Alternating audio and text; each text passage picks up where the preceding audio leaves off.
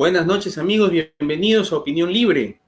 El día de hoy tenemos al licenciado, magíster realmente, Daniel Suárez Becerra, gerente regional de educación de Lambayeque, y con él vamos a tratar el tema la educación en la región. Vamos a dar la bienvenida al profesor, vamos a invitarlo al estudio, ya está en línea. Bienvenido, profesor. Muy buenas noches, mi estimado amigo. Gracias por la invitación de estar en su programa. Y de hecho, para mí es una gran oportunidad tener que dirigirme a toda la región lambayecana y poder tener que dar a conocer lo que venimos haciendo en el sector educación. Así es que a su disposición esta noche, señor Julio Rodríguez. Gracias, profesor. Profesor, obviamente la virtualización ha jugado, esta pandemia ha acelerado los procesos de virtualización. Si bien es cierto, no lo esperábamos, ha habido básicamente un aceleramiento de estos procesos. Y hoy por hoy, bueno, los docentes de los niveles primaria, secundaria, inclusive inicial, han tenido que entrar a esta virtualización. Pero ¿qué pasa? No todos se están adaptando y bueno, he recibido varias notas, comentarios en los internos, en WhatsApp, ¿no? En Messenger, que han llegado y me dicen que algunos profesores no se han adaptado bien a estos cambios y que han optado por enviar las fichas pedagógicas a los estudiantes, ¿no? Para que lo resuelvan ellos. Y obviamente no están haciendo clases ni con plataforma Google Meet, ni con plataforma Zoom, no están teniendo esas facilidades los alumnos de poder ver al tutor, ¿no? Y que el tutor en 10 minutos, porque valga la verdad, a diferencia de una clase normal en medios virtuales, hay que ser muy resumidos. Lo que antes en 40 minutos de clase o 30 minutos de clase se hacía, ahora van a tener que hacerlo en 10 porque ese es el proceso de virtualización, o sea, hacerlo súper didáctico, súper corto, para que el alumno se conecte mejor y aproveche el medio virtual. ¿Qué está sucediendo? Usted como gerente está viendo ese tema. ¿Qué está pasando acá? Sí, efectivamente, en este año 2020 es un escenario totalmente diferente. Es un escenario, lo dije en otro momento, en el cual no estábamos preparados. Y cuando hablo que no estábamos preparados, no significa que el docente no estuvo preparado, eh, sino que el mismo sistema no estuvo preparado para afrontar esta crisis que fue nueva, no solamente para nuestro país, sino también para el mundo entero, en el sentido de que esta crisis fue prácticamente de una manera improvisada, impuesta a través del Ministerio de Educación, una estrategia que lo único que motivó fue que los docentes asumieran ciertas responsabilidades nuevas para adquirir nuevos aprendizajes. A raíz de esta epidemia, a partir del 12 de marzo, que suspendieron las labores escolares, y de hecho, inicialmente, si recordamos, inicialmente fueron 30 días de suspensión, y luego se tuvieron que prever ciertas estrategias, aprendiendo el 6 de abril la estrategia Aprendo en Casa.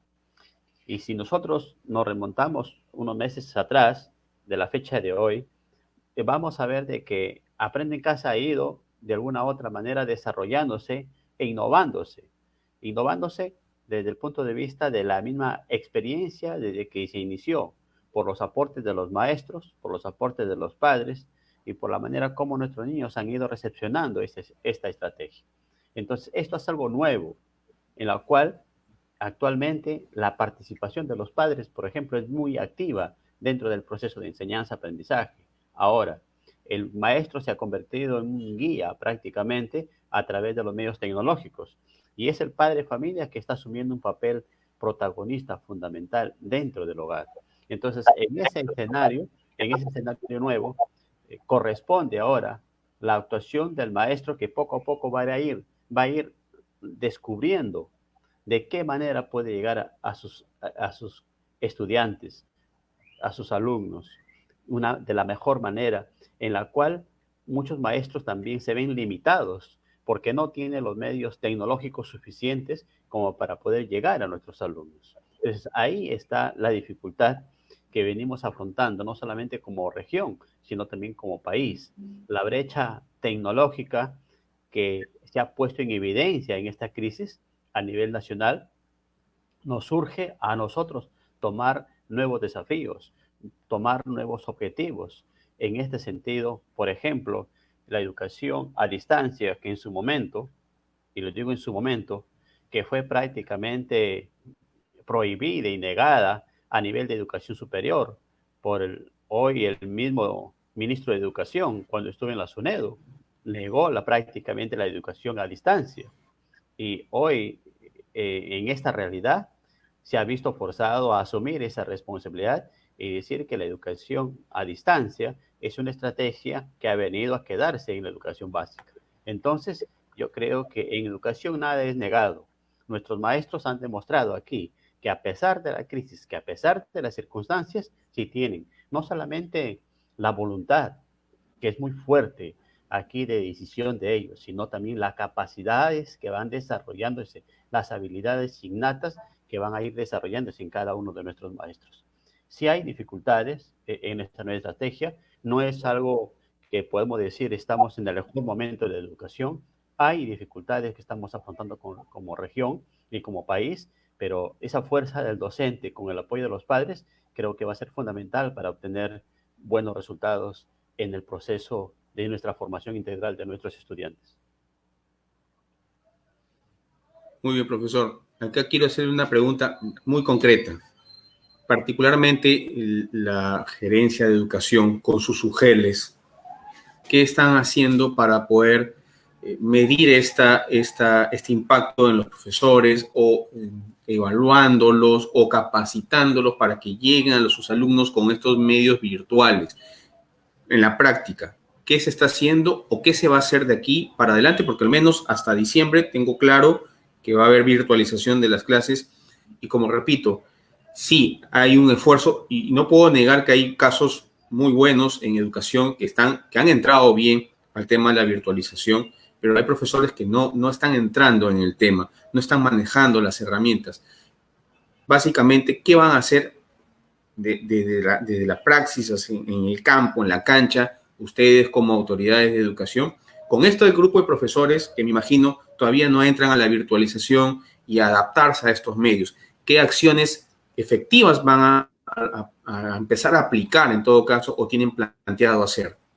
Mira, en nuestra región atendemos, en la educación pública, atendemos 210,000 estudiantes aproximadamente, distribuidos en los 3 niveles de educación básica regular, de los cuales 176,000 aproximadamente tienen una conectividad en la cual Aprende en Casa llega por diferentes medios tecnológicos.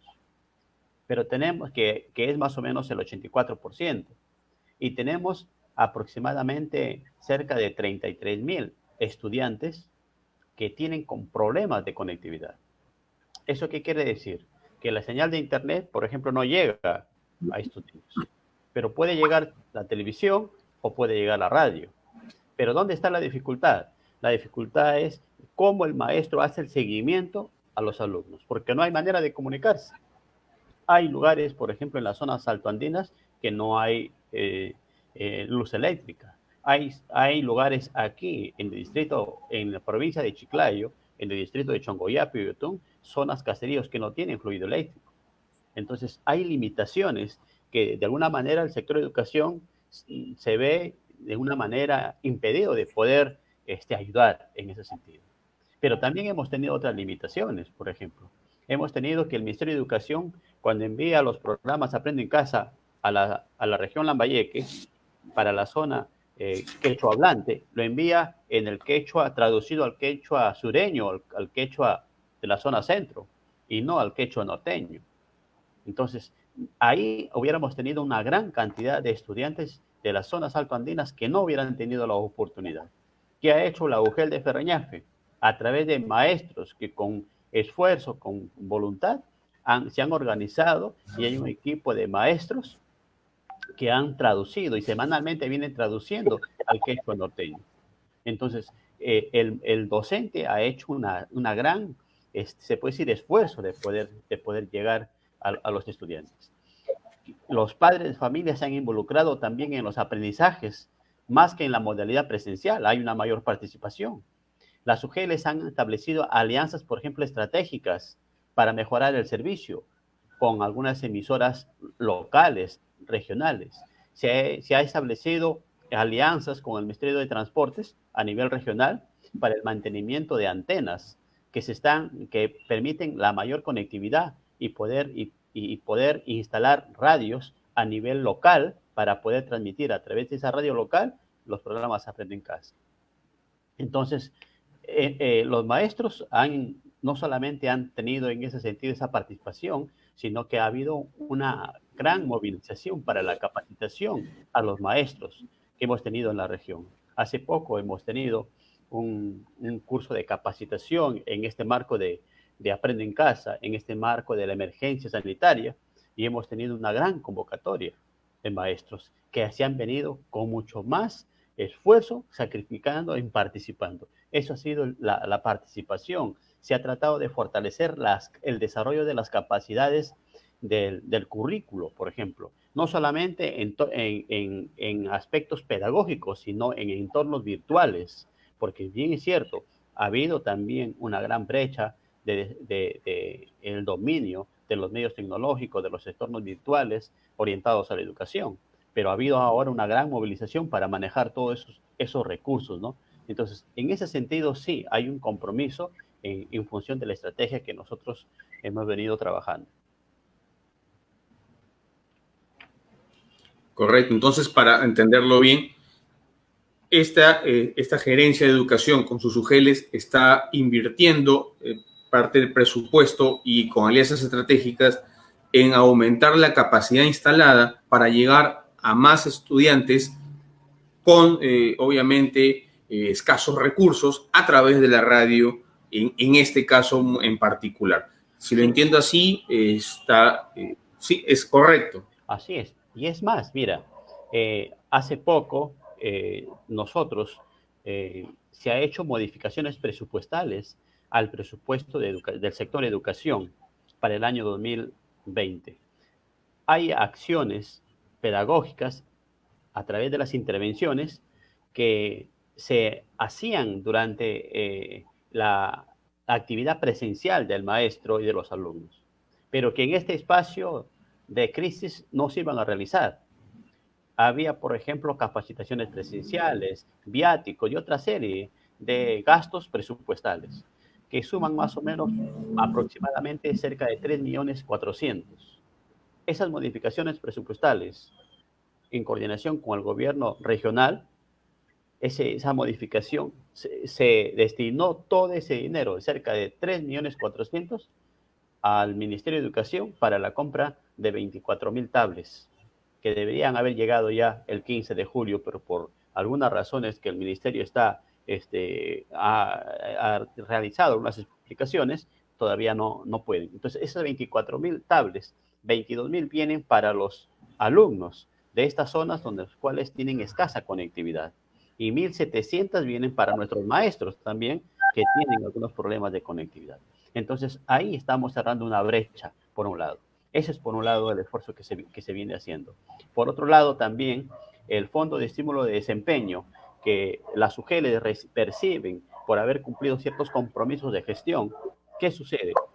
El presupuesto también ha sido destinado para poder implementar nuevas estrategias, por ejemplo, la contratación de radios locales u otros medios que permitan llegar a nuestros estudiantes que por un motivo, como le digo ahora, o otro, es muy difícil que el maestro pueda contactarse con el estudiante.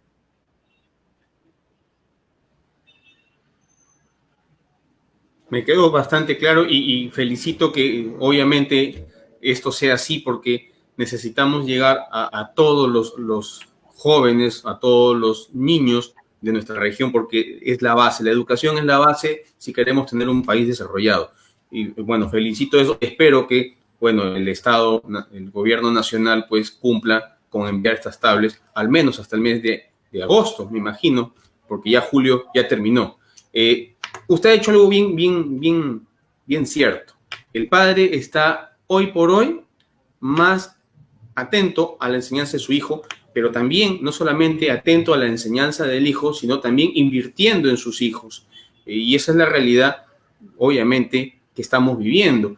Hoy por hoy, bueno, ya no podría hablar de todos los hogares de Lambayeque, sino ya aquí es un segmento distinto. Básicamente, las personas que están, perdón, hubo un problema de conectividad.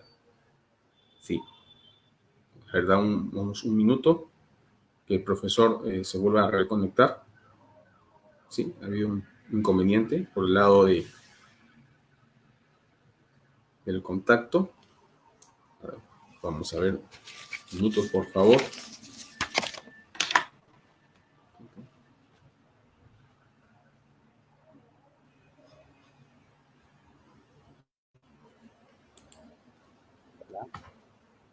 Gracias.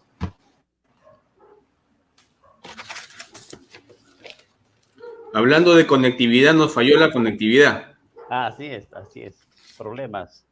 Bueno, profesor, le estaba entrando justamente, le estaba diciendo en el punto que menciona que los padres están comprometidos hoy más que nunca en la educación de los hijos.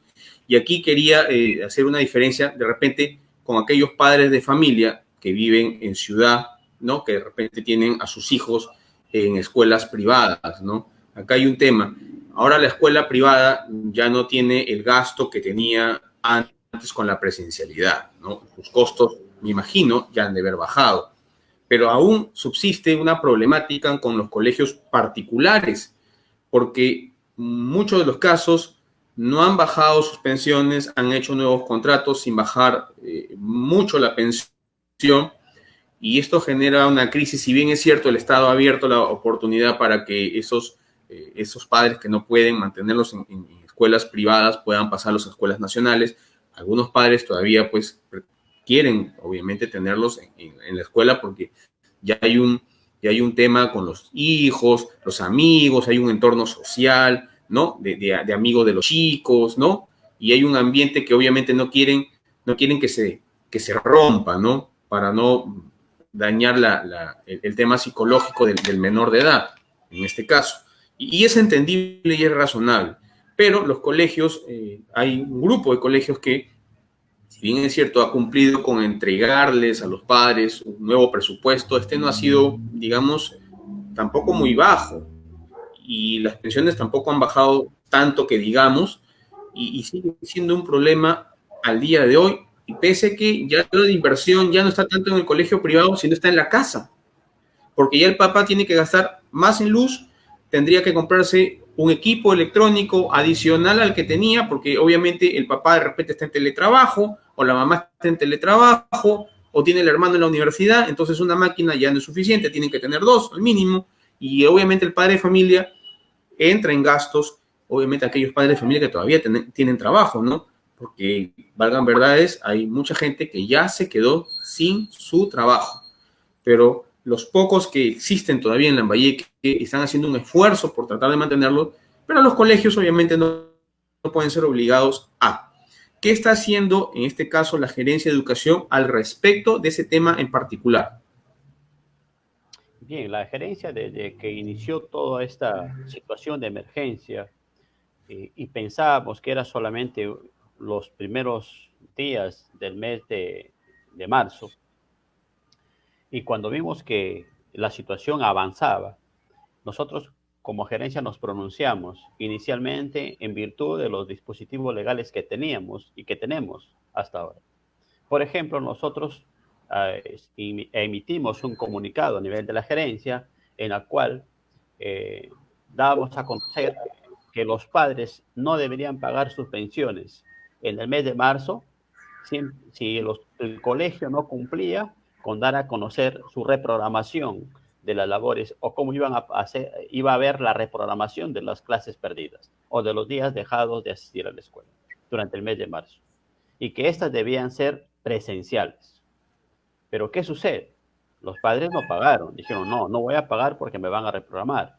Los colegios actuaron, presentaron su reprogramación, durante todos los meses siguientes y, por tanto, subsanado esta observación, debían efectivizar los padres el pago.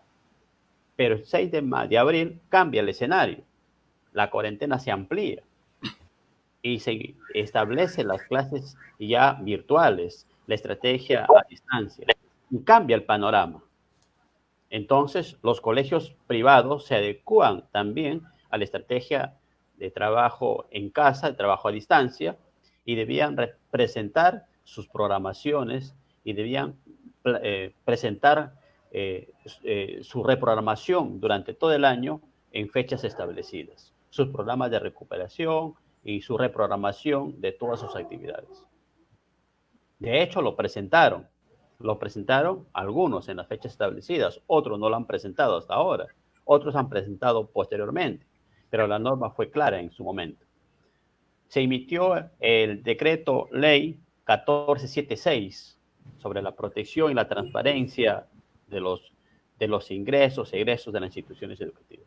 Pero este decreto 1476 es un decreto netamente muy general, que no da pautas específicas. ¿Qué le dice a la UGEL? ¿Sabe qué, señores UGELes?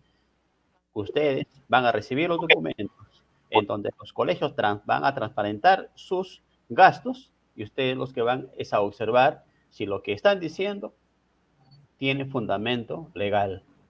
Para tal efecto, en su oportunidad, que levante la cuarentena, podrá hacer la revisión. Y eso es lo que se está haciendo ahora. Es por eso que los padres de algunos colegios se han agrupado como tal, porque han sido afectados, y todos hemos sido afectados, porque muchos padres han perdido sus trabajos, los negocios de muchas personas han ido a la quiebra, entonces como tal se veían afectados y como tal reclamaban pues un descuento que no era el que ofertaba el colegio en los porcentajes que había ofrecido. Entonces se presentó ese problema. Nosotros que nos hemos visto forzados a través del gobernador regional pedir al ministro de Educación que haga precisiones o solicite al Ejecutivo precisiones al decreto legislativo 1476. Precisiones. Hasta ahora no hay respuesta. Los colegios obviamente están presentando toda la documentación y se está verificando. Entonces no tenemos la capacidad para ir más allá, para efectivizar si realmente los trabajos que vienen haciendo o los gastos internos son los que realmente dicen. O sea, no hay más allá sino la presentación de la documentación. Como tal, nosotros sí hemos tenido reuniones. La congresista Mari Gallardo, por intermedio de ella, hicimos y convocamos a una mesa de diálogo en la cual participaron padres de aproximadamente 7 colegios, en reuniones con los promotores o representantes legales, con los directores de estos colegios. De hecho, a nuestro llamado, algunos se presentaron, otros no, pero otros sí. ¿Para qué? Hay que reconocer, han cedido la posibilidad no de atender de manera en bloque, en grupo a los padres de familia, sino atender su situación real de cada padre de familia, presentando la documentación. Es decir, si yo como padre de familia tenía dificultades, si voy al colegio y demuestro que tengo ciertas dificultades y limitaciones económicas para poder proseguir con las matrículas o la pensión de mi hijo, el colegio me va a dar ciertas facilidades al margen de lo que había determinado como institución de manera general. Porque hay que entender que no todos los padres también están pasando por la misma situación de dificultades económicas, ¿no? Hay colegios privados aquí que tengo el conocimiento que, por ejemplo, han fallecido el padre o ha fallecido la madre. Colegios han dado la beca completa para los estudiantes y una serie de situaciones que el colegio se han manifestado. Pero nosotros, más allá, no podemos, más que interceder de una manera para que los promotores en su momento hagan replanteen la cuestión de su presupuesto y puedan hacer un porcentaje de descuento mucho más de los que ya ellos habían dado a conocer a través de las adendas de los contratos que le habían comunicado a los padres de familia. Hay una limitación en este sentido de la autoridad legal de nosotros, hay una limitación para poder ir más allá porque si bien es cierto, los colegios también o la entidad privada tiene ciertos parámetros y fundamentos legales en los cuales se basan. Por ejemplo, ¿cuál es la realidad de esta situación? Nosotros a nivel regional tenemos aproximadamente 106.000 estudiantes de la educación privada en los 3 niveles, inicial, primaria y secundaria. Solamente el 4%, aproximadamente, que son cerca de 4.000 estudiantes, solicitaron matrícula, traslado de la educación privada a la educación pública. Solamente el 4%. ¿Pero qué quiere decir? ¿Que el 96% está contento? No. El 96% de muchos de ellos, y lo que estamos proyectando nosotros, cerca del 50 o un poco más, tienen problemas económicos en estos momentos. Es así que los colegios ahora tienen una alta proyección, ahorita están sufriendo de déficit en el sentido de pago, de cobro de pensiones. Hay una alta tasa de morosidad que superan el 70% en cada colegio. Entonces, ¿esto qué ha llevado a este momento? Hay instituciones privadas que están solicitando ya el cierre de su servicio educativo para el próximo año. ¿Eso qué quiere decir? De que no van a prestar el servicio. Y como no prestan el servicio, de hecho, van a ir a la educación pública. Y nosotros no tenemos esa capacidad para poder recepcionarlos. Si los 4.000 que hemos tenido aquí en toda la región es mínimo y se ha podido atender de una manera, se puede decir, con algunas dificultades, si proyectamos que solamente el 25 o 30% pasen en la educación pública, sí tendremos problemas para atenderlos. Entonces, en este sentido, sí, como gerencia hemos hecho todos los mecanismos y las estrategias para poder acercarnos de una manera que las entidades promotoras y los consorcios sean conscientes en algún momento. ¿Por qué? Porque el estudiante, cuando va a una institución, cuando el padre va a una institución, va por una cierta filosofía de trabajo de la institución. Entonces confía en la propuesta pedagógica, en la propuesta de formación de la institución. Y el estudiante, sea de inicial, sea de primaria, se familiariza, forma parte de una familia. Entonces trasladarlo es una situación bien difícil para el estudiante. Entonces, la mayor deserción, por ejemplo, en el caso de ahorita, es las clases de inicial.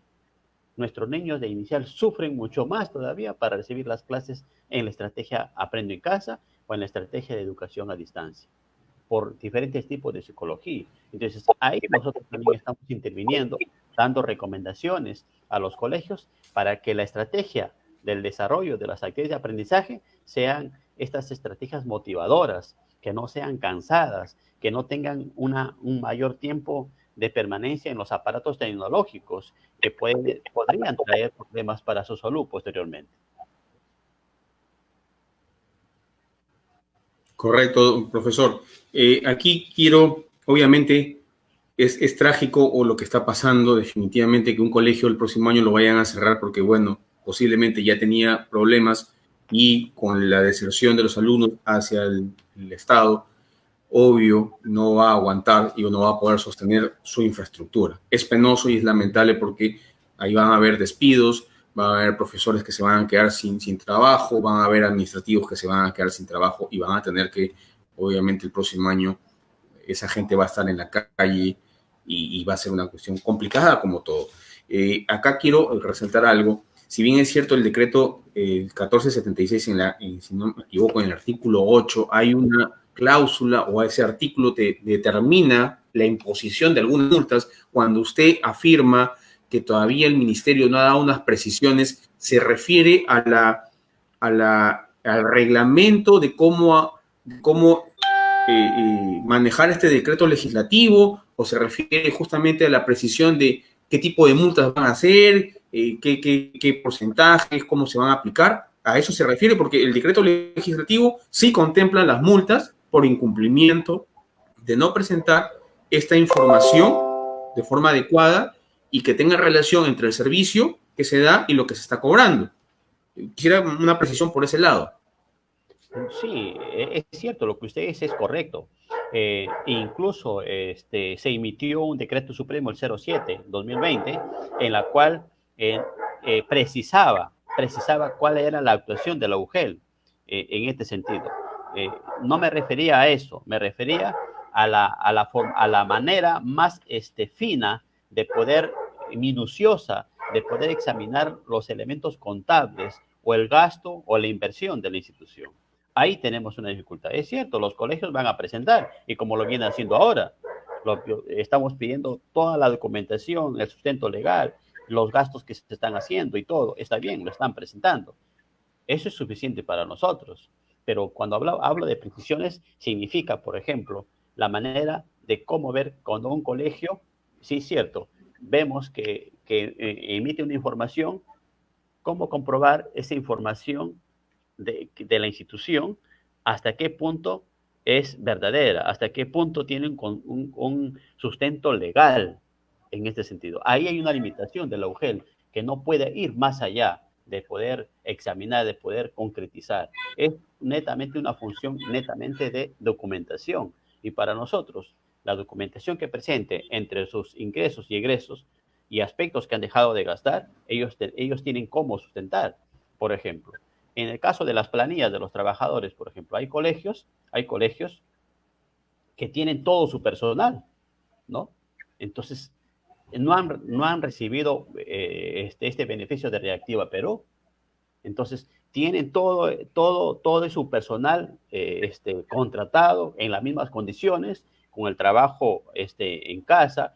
Es cierto, no hay, por ejemplo, el personal de servicio y el personal de mantenimiento no está trabajando como antes, pero ellos, en función de conservar a su personal, lo siguen contratando. Entonces, ellos sustentan un gasto.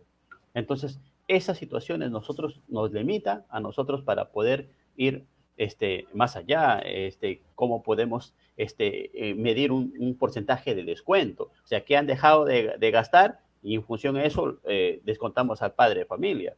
Hay colegios, por ejemplo, que se han hecho un descuento más amplio, pero que ¿a raíz de qué? A raíz de la rebaja del sueldo a los profesores, a raíz de despido de maestros, a raíz de despidos de otros tipos de personal.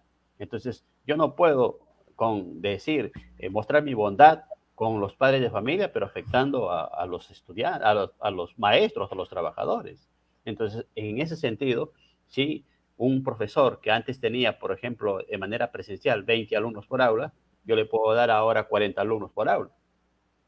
Entonces, disminuyo, junto mis aulas y de esta manera ahorro un profesor. Y ese descuento lo paso. Entonces, esas situaciones, sí, nosotros no podemos cómo medir, por ejemplo, no cómo podemos nosotros intervenir. Entonces, esa es la situación real que hay una limitación legal en las cuales nosotros no podemos ir más allá en la regulación de las pensiones de los colegios privados. Entonces, por eso es que hay esa variedad del porcentaje de descuento en el pago de pensiones, ¿no? Muchos colegios piden el 50%, muy pocos han llegado aquí al 50%, han llegado al 15%, al 28%, al 30%, al 31%, con otros beneficios y con otras, se puede decir, beneficios de una manera particular cuando un padre de familia ha sustentado cualquier tipo de dificultad que haya tenido. Pero no tenemos esas facultades legales como para poder ir más allá y poder. El dispositivo es claro, presentación de documentos, presentación de información, suficiente. Comprobamos, ahí queda. Claro, y aquí quisiera insistir de repente en el punto. Sí, es cierto, el decreto te dice que el colegio debe presentar su información, pero menciona que los gobiernos regionales están en la autonomía de poder, obviamente, ejercer una acción coercitiva a través de las multas. Lo que no queda claro es si el gobierno regional, a través de una ordenanza regional, podría normar estos criterios técnicos, ¿no? O será a través de otro decreto de urgencia. Si fuese a través de otro decreto de urgencia, para hacer estas precisiones ya a nivel nacional, en este caso, el gobierno regional, a través de sugerencia, podría proponer esos mecanismos al Ejecutivo Nacional para que, obviamente, no solamente se beneficie la región Lambayeque, sino todo el país. Podría haber esa posibilidad, cabría esa posibilidad para hacer las presiones, porque ya desde que se dictó este decreto de urgencia ya pasó un buen tiempo y obviamente acá estoy recibiendo algunos comentarios de los padres de familia que me dicen que efectivamente a algunos colegios no les han bajado mucho la pensión, pese a que ya ellos tienen más carga económica. Es más, en algunos padres de familia que acá me están diciendo que prácticamente están haciéndome ver que han pagado el mes de marzo y abril, cuando no han habido clases presenciales y han pagado como si fuera el 100%. ¿Qué se puede hacer en esos casos, no? Y por acá, bueno, hay antes reclamos al respecto, que mencionan pues que ni siquiera en los colegios privados se están haciendo las clases virtuales, al menos de forma regular. Entonces, ¿cómo la gerencia de educación entra a tallar en estos temas? ¿Cómo fiscalizar en este caso este grupo de colegios? Si se quiere decir de una forma, ¿no?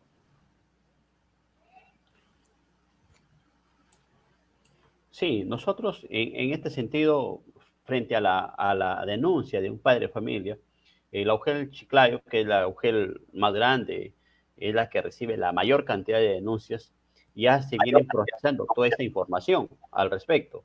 Y es cierto, las medidas correctivas, las ejecuciones de sanciones sí están detalladas. Y de hecho la UGEL, que es competente, va a aplicar cuando un colegio no ha cumplido. Y eso está detallado ya en el decreto 07. E incluso algunas medidas correctivas por diferentes tipos en función de si ha habido una infracción. Cuando me refería a que no teníamos los argumentos más allá legales, es para ir más allá cuando los padres pedían una intervención más allá en los gastos del colegio, en el presupuesto del colegio. Ahí sí tenemos limitaciones nosotros. O como entidades privadas, ellos tienen cierta, se puede decir, derecho a la oferta y la demanda. No podemos regular nosotros los precios de los costos de pensiones.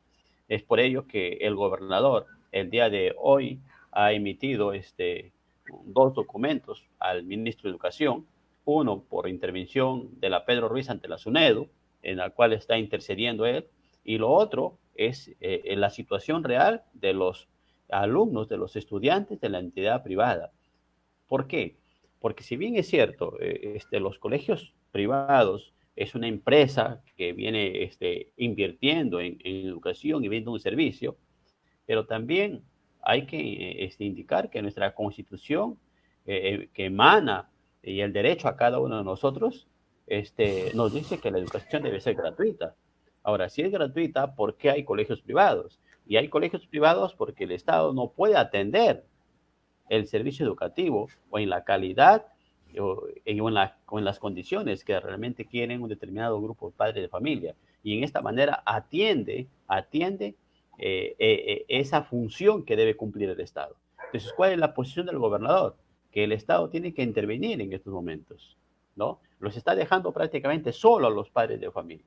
Le está dejando solos para que los padres de familia se enfrenten con los mismos promotores, con los mismos consorcios, con los mismos directores, porque hay un enfrentamiento en ese sentido que a veces se ha dado a conocer a nivel de los medios de comunicación. Hemos visto como padres en plena epidemia han ido a las puertas de las escuelas a hacerse escuchar sus demandas, su condición en esos momentos. Eso realmente para mí es muy doloroso.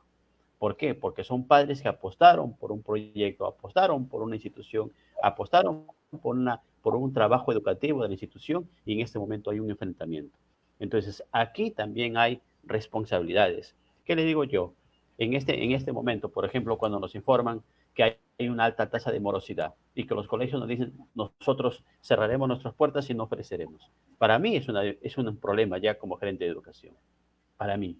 Y creo que también para muchos padres de familia. Creo que el Estado tiene que intervenir en esto. Y no es solamente regional, esto va a ser a nivel nacional. Por eso que el Ministerio de Educación, a través del ministro tuvo que retroceder cuando habló sobre la revisión de todos los colegios privados que iba a haber en Lima y que cerca de 200 colegios en Lima se iban a tratar de cerrar y cerrar sus permisos, sus resoluciones. Aquí no es necesario, aquí los mismos colegios de JLO, por ejemplo, aquellos colegios pequeños que tenían 60, 50 alumnos, ya no están funcionando. Esos son los que han ido a la educación pública. Y luego siguen los otros colegios. Entonces aquí ya hay un colegio de renombre que me ha indicado, el próximo año hay muchas posibilidades que yo no atienda y no brinde mi servicio. Estamos en una situación muy difícil económicamente. ¿Por qué? Y no es porque el padre no pague, sino también porque el padre no es que no quiera pagar, sino que también los padres estamos siendo afectados económicamente. Entonces, y esto es una cadena, pues, y esto va a generar en una crisis, no solamente regional, sino también nacional. Acá viene un comentario y quisiera de repente que lo tome como un puente. Cabría la posibilidad de que el gobierno regional, a través de la gerencia de educación, pueda pedirle al ministro de Educación, obviamente, que facilite el reactiva para los colegios que la gerencia pueda presentar, digámoslo así, ¿no? Que la gerencia de educación de Lambayeque, habiendo hecho un análisis con sus UGEL, les diga, estos colegios están con problemas, debemos darles un rescate financiero, señor ministro, por favor, un reactiva para estos colegios lambayecanos. ¿Cabría esa posibilidad a nivel del gobierno regional? En su momento, el señor gobernador, don Anselmo Lozano, incluso su idea va más allá. Si ha sido el Estado bondadoso de dar a la empresa privada en Reactiva Perú y dar a ciertos sectores un beneficio, ¿por qué no pensar en la educación privada? Si el Estado solamente hubiera subvencionado, por ejemplo, él dice, si hubiera subvencionado el 20% de la pensión de cada alumno, nada más, el 20%, y el colegio hubiera subvencionado el 30%, ya tendrían el 50%. Entonces aquí el Estado tiene que intervenir, porque está prácticamente dejando solo a los colegios privados, a los consorcios privados. Por eso es que a veces un poco que cuestionamos y decimos los colegios grandes, consorcios religiosos grandes, por ejemplo, ¿no?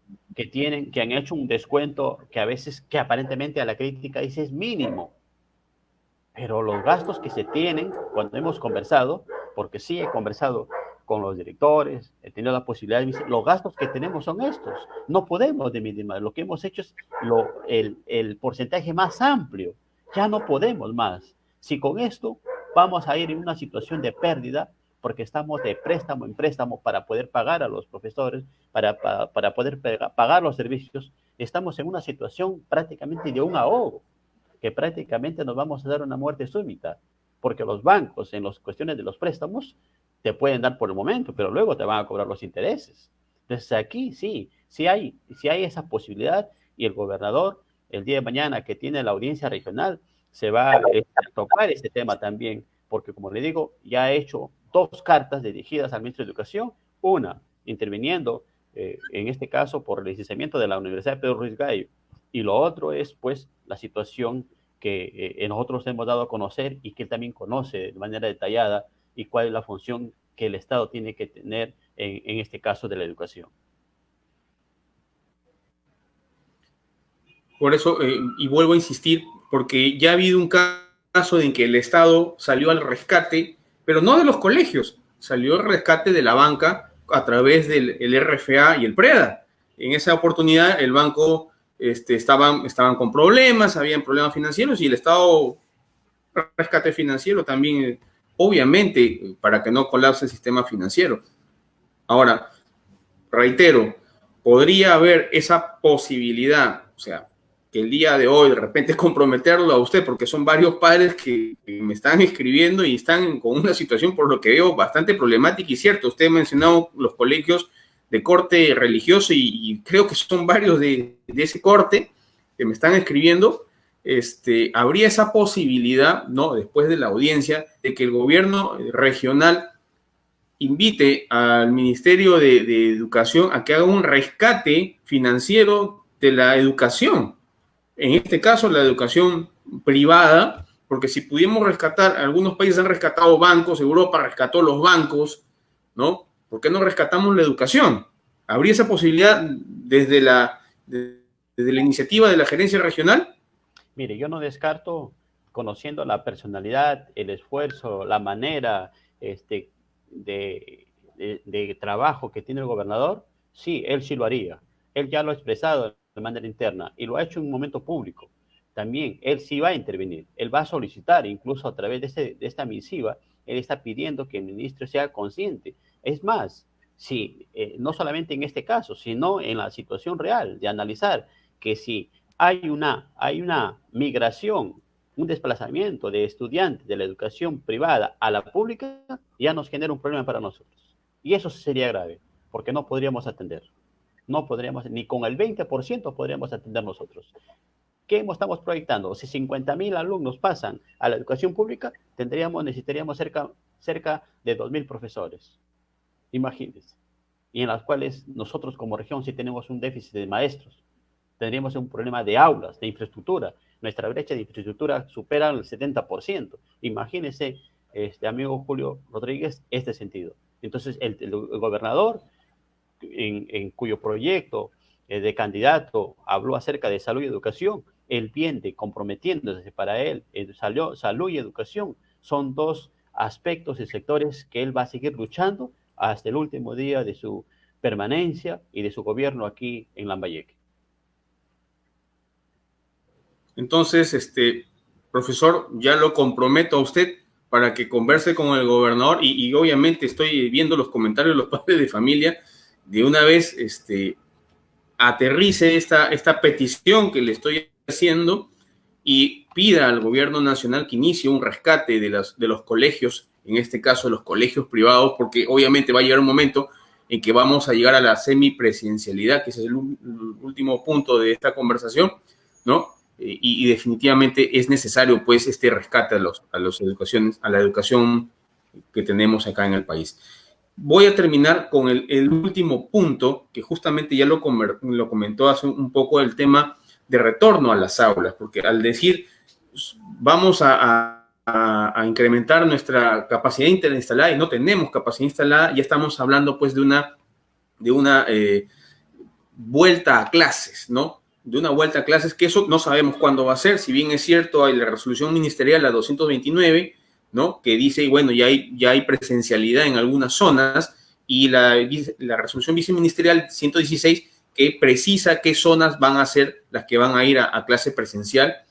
¿Cuándo se va a dar este retorno a aulas? Porque particularmente ya ha habido una declaración pública de parte del gerente de salud a mencionar que hay más de 500 jóvenes, niños, que ya están con el COVID, y 3 niños fallecidos, bueno, al menos a consecuencia del COVID. Obviamente esto no va a terminar este año, esto vamos a vivir con ello.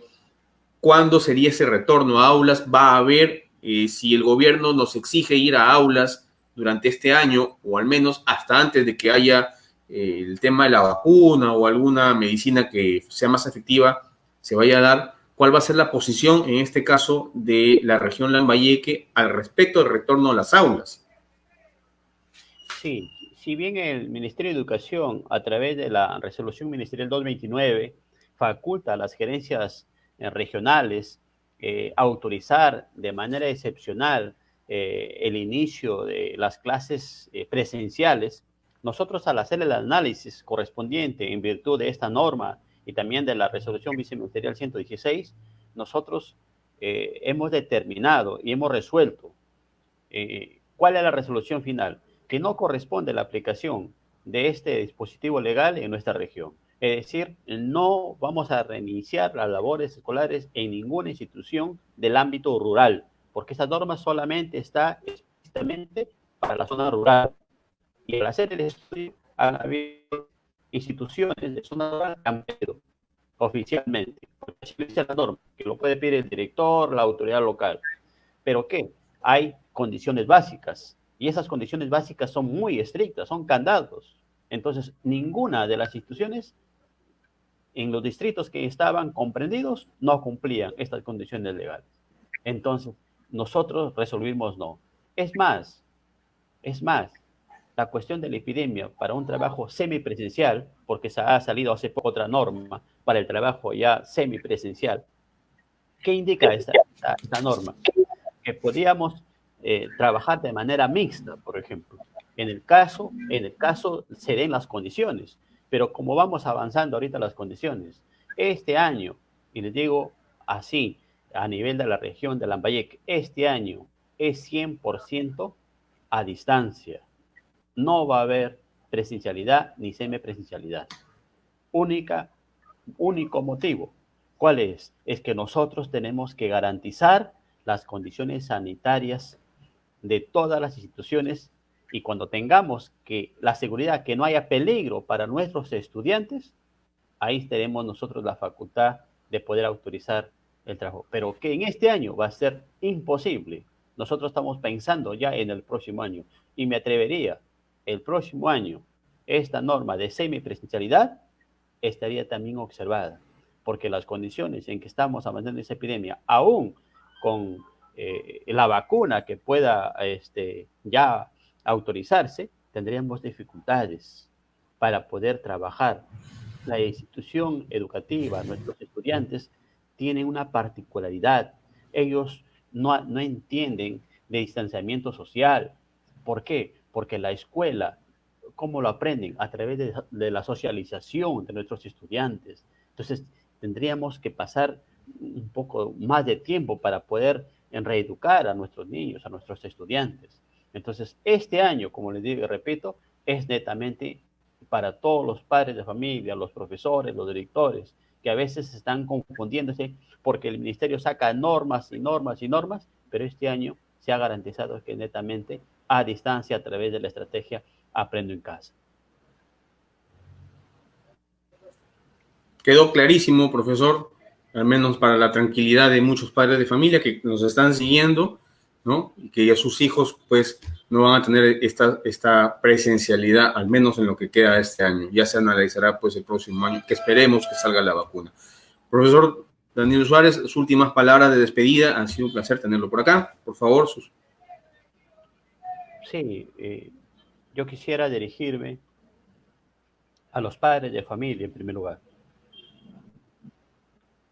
Al padre de familia que se compromete y que se ha comprometido y hasta la fecha viene liderando en su hogar, no solamente por ser el padre, porque tiene esa autoridad, sino porque creo que esta cuarentena nos ha dado una visión nueva de lo que es la familia, de cómo como padres poder encaminar y asumir ese desafío que tengo y esa responsabilidad dentro de mi hogar, dentro de la familia.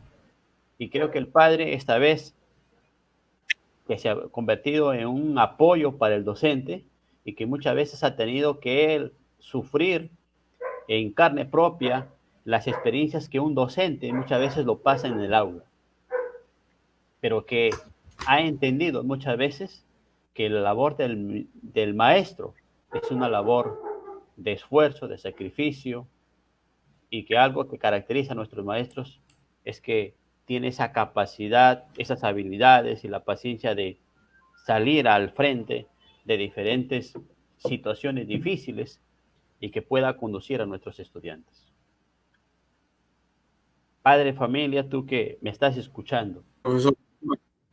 tú eres la razón de este tiempo, y que es fundamental tu participación en apoyo a nuestros docentes, porque ellos van a conducir no solamente la formación y el destino de tus hijos, sino esa formación integral en la cual tú vas a perfeccionarla en tu hogar con el apoyo de tu esposa, el apoyo de la familia.